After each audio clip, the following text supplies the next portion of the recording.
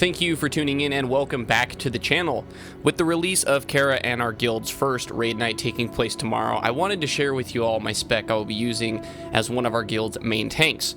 Before going any further in this, I will warn anyone to not take this spec into a heroic dungeon.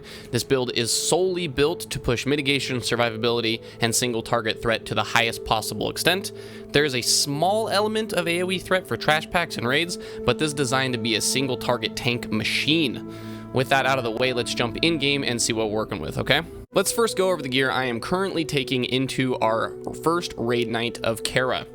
Myrmidon's headdress, Natasha's battle chain, War Chief's mantle, Devil Shark cape, Jade Skull breastplate, bracers of the Green Fortress, trident of the Outcast tribe, crest of the Shatar, wand of the Netherwing, time-lapse shard, Nomergon autoblocker 600, protector's mark of the Redemption, Dath Rimmer's ring of defense, Eagle Crest war boots, Time Warden's leggings, girdle of the immovable, and lastly Dauntless handguards. All my gear is socketed with stamina gems to give me the highest health pool. And before you say, hey, where's that meta gem?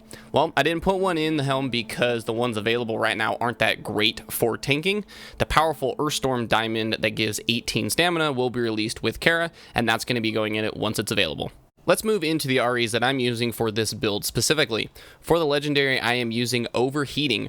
Reason being is that Overheating procs off any melee attack, which means spamming Devastate and Heroic Strike on every swing. You get at least procs 2 of the Overheatings from that alone, and with using Whirlwind for AoE threat, it will trigger on each target hit. For the epics, I am using Jab Cross for extra threat generation, Crackling Thunder for a little more AoE threat, and Blunt Force Trauma for even more single target threat generation. I know Blunt Force Trauma is notorious for falling off mid-fight, so a good alternative could be the Fearing Fire RE, which gives 25% extra threat generation on fire abilities. We do use Molten Armor and Overheating in this build, so the extra threat generation could in some cases be better, but for now I find Blunt Force Trauma to be just fine. For the blue REs, I am using 3 points into Redoubt for a little extra tankiness, 3 points into Critical Block for those big juicy blocks, 3 points into Improved Heroic Strike, 1 point into Precision just to help with some hit rating, and 3 points into Puncture to reduce the Devastate rage costs by as much as we can. Okay, so now for the most important part of this video, the talent tree. Seeing as I'm focusing on being the best single target tank I can be, I have shifted my build more over to a warrior-based build, still using some key pally skills and talents. Starting off in the protection tree, we put 3 points into shield specialization, 5 points into adaptive defense, 1 point into last stand, 2 points into shield mastery, 2 points into improved defensive stance, 1 point into vigilance, 3 points into focused rage, 3 points into vitality, 1 point into devastate, 3 points into critical block, 3 points into sword and board, and 1 point into damage shield. We grabbed defensive stance for obvious reasons, shield block, taunt, revenge, shield wall, and shield slam. Over in Fury, we grabbed Titan's Grip, considering this is a two-handed tanking build, whirlwind, and challenging shout. Over in the arms tree, we grabbed Heroic Strike, Charge, Thunderclap, and we put 2 points into Weapon Mastery. In the middle of a fight, being able to get this up to 3 times, giving you 24 expertise total, it can help drastically improve overall threat generation because since you're attacking from the front, boss monsters are going to be parrying and dodging a lot of attacks, and this will reduce that chance greatly. In the Warlock Destruction tree, we grabbed Nether Protection just for a little bit extra spell mitigation. Over in the Enhancement Shaman tree, we grabbed Wind Fury Weapon. In the Rogue tree, in the combat, we grabbed Evasion for another defensive cooldown, and 2 points into Endurance to reduce the cooldown of Evasion, and the 4% stamina is also very nice.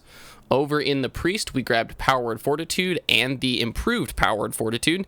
This talent is particularly great on tanks because it gives you the additional 4% stamina and the 30% increase Fortify effect for your raid, making it a very, very nice talent to grab for tanks. And over in Shadow, we grabbed Dispersion down on the end for a massive damage mitigation cooldown when we need it. Over in the protection tree, we decided to grab 3 points into Righteous Fury, 5 points into Toughness, 1 point into Blessing of Sanctuary, 2 points into Sacred Duty, again for the 4% stamina and the cooldown reduction on Divine Protection, 1 point into Holy Shield, 3 points into Ardent Defender, 3 points into Redoubt, and 3 points into Combat Expertise. We grabbed Divine Protection, Devotional Aura, and Righteous Fury. The last three things we get in our build is Molten Armor over in the Mage tree, just for the little bit of extra threat generation while being hit, and the reduction to being critically hit by 1%. We grabbed Aspect of the Monkey just for a flat 2% chance to dodge. And the very last one we get is actually back over here in the Rogue tree in the Subtlety. Sleight of Hand reduces the chance to be critically hit by melee and ranged attacks by 1%. For the observant ones out there, you may have noticed that my defense rating is rather low. The defense cap rating in Burning Crusade is 490. The reason I didn't need to focus on reaching that number is because the chance to be critically hit by bosses here on Ascension is just shy of 5.7%. Combining the 1 point in Sleight of Hand and Molten Armor with my base chance of 3.88 total reduction will put me right above the crit cap for bosses. For 1 Talent Essence and 2 Ability Essence, this crit capped my tank, which allowed me to focus much more heavily on mitigation and the health side of gearing instead of worrying about getting to this magic number of 490. So why Titan's Grip and a shield as a non-bear tank? Well, the long story short is that two-handers are better stat sticks than one-handers. The way that I have built this spec is based solely on using instant cast abilities and auto attack modifiers like Heroic Strike, so weapon speed really doesn't matter. Comparing this to one of the best tanking one-handers, the Sun Eater, I get 32 more stamina, 37 more strength, which increases threat generation and block value, and I get a free 36 hit rating. Since I don't need the defense rating from Sun Eater, the only thing I don't get is the 19 dodge rating. Overall, the Trident is a far superior choice for this type of build. So let's go ahead and jump in over to a small gameplay demo of the build, and I'll explain a little bit more how this whole thing comes together, okay? Alright, so here we are in game, guys. I'm going to go ahead and give you a little bit of a demo of how the build works, how I have my bar set up, and the macros that I'm using for my my build here. So in the macros, I have set up a tank spam on my fourth button here. So /start attack, hashtag show tooltip devastate, /cast devastate, /cast heroic strike. I usually just spam that during raid fights or single targets to just generate as much threat as possible. And I have Whirlwind actually for a little bit extra AoE generation on my mouse wheel up. So instead of having to click a button, I can just scroll with my mouse wheel up to get that cast started. Now if I go over to my spellbook and hover on my devastate, you see that it only costs 6 rage, and the heroic strike costs 6 rage as well. In a raid environment, you're going to be getting hit really hard and probably pretty often, so your rage generation is going to be through the roof. You're never going to really have any rage generation problems. But since I'm not getting hit by these dummies, I took Blood Rage just to simulate a little bit more rage generation to give you an idea of how effective this build is at maintaining a high level of rage as well. So I have my Wind Fury buff on right now, and I'm going to go ahead and charge in for a little extra rage generation out of the bat, just so you guys can see exactly what this looks like. What we're looking for here on the combat is to see how many times overheating procs the damage of Devastate plus Heroic Strike, and the damage of our Shield, Slam, and Revenge. When we go ahead and get started here, I'm going to go ahead and charge in, pop Blood Rage, get a little bit more rage, and I'll go ahead and let my rage get up to about 80 before I start spamming here. Okay, so now we can start hitting.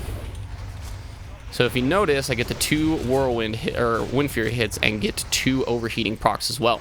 Now every time I devastate, I get a overheating proc, and every time my Heroic Strike also hits, I get another overheating proc. You see that right there? Now for AoE targets, I can show you guys really quickly. So if this is just like a normal trash pack in a raid, I can do Whirlwind, and you notice it hits all the targets as well. And then I can do Thunderclap and get some crackling thunder as well. And then I can just continue to spam this. Whirlwind as well once I have enough rage. Oh, hold on just one moment. And Whirlwind again. Bam. So the AoE threat is not going to be amazing, but given a raid environment, I believe that with enough proper communication and threat mitigation, I don't believe it's really going to be a problem, considering you're probably going to have 1 to 2 additional off tanks or other main tanks as well. So this guy is really, really good at single target threat. Just to show you guys again, I'll go ahead and do another little demo here. Charge in, Blood Rage, and we'll go ahead and let my rage generate up a little bit further. Alright, let's go ahead and start hitting. So Sword and Board comes up, I use Shield Slam if I can. I would be using Revenge when I can as well, whenever I get that to proc. Sword and board comes up, use that again. Sword and board's up again. And that also can proc overheating and your win-free weapon as well. It's pretty crazy. Alright, I know that wasn't a very exciting demo, but you guys got to see the majority of what the premise of the build is. But I promise you, giving a raid environment with everything hitting you so hard, you're never going to have any raid generation problems, and you're just going to be spamming the living shit out of that button. As a final note to this video, I have gathered 2 of my guildies here, Tabinarius and Nurnu, to simulate and test how much health I will have with this build going into the first night of Kara. Our roster will be including all HP increasing spells like Kings, Fortitude, Mark of the Wild, Sanctuary, and Blood Pact from the Warlock Imp. The final value I have gotten my guy up to is 19,800 health total. Once I get the powerful Earthstorm Diamond in the meta socket, I will easily break the 20k HP barrier. So what do you guys think? Do you agree or disagree with the build and my philosophy going forward?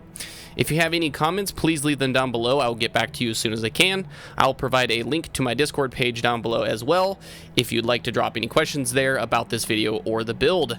Thank you again for watching, everyone, and I hope you are all as excited as I am to get down and dirty in Kara. I will see you in the next video, guys. Bye-bye.